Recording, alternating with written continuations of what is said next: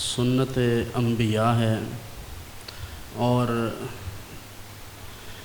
نسل آدم کی بقا کا سبب بھی ہے۔ گزشتہ روز ایک پوسٹ میں نے دیکھی ٹویٹر پر اور اس پر مختلف لوگوں نے مختلف طریقوں سے تبصرہ کیا ہے۔ آپ کے علم میں ہے کہ ہمارے ملک پاکستان میں ہر طرح کا مال مل جاتا ہے، اچھا بھی، خام مال بھی، بکاؤ مال بھی۔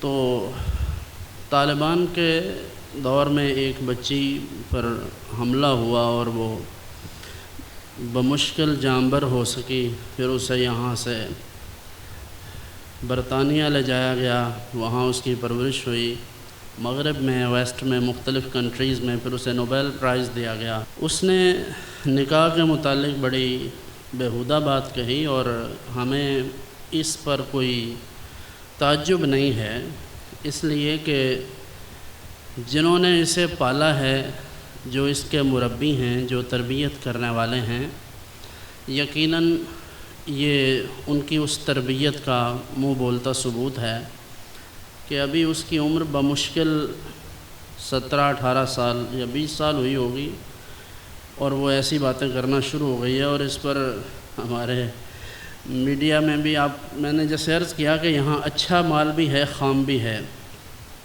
تو جہاں خلیل الرحمن قمر جیسے لوگ ہیں، وہاں اور بھی کئی اس طرح کے غیرت مند لوگ موجود ہیں جن کے چہرے پر داڑھی تو نہیں ہے، لیکن سینے میں، ان کے دل میں ایمان کی رتی، غیرت کی رتی موجود ہے۔ I still don't understand why people have to get married. If you want to have a person in your life, why do you have to sign marriage papers?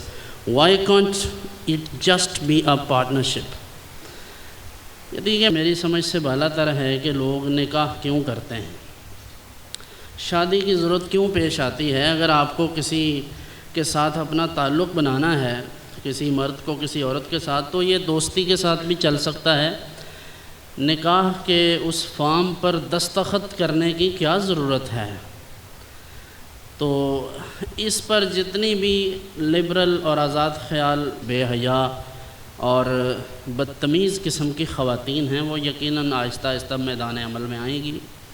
لیکن یہ جو مغرب کا نقطہ نظر ہے، مغرب کے جو خیالات ہیں اور جو ان کی سوچ ہے، وہ آہستہ آہستہ مسلمانوں کے اندر پینیٹریٹ کرنے کے لیے، یا یوں کہہ لیں کہ انجیکٹ کرنے کے لیے انہوں نے اسے تیار کیا ہے۔ لیکن افسوس کی بات یہ ہے کہ ہمارے میڈیا پر اور یہاں ہمارے معاشرے میں بسنے والے ابھی بھی اس طرح کے لوگ موجود ہیں جو باقاعدہ طور پر اس فکر کو سپورٹ کرتے ہیں۔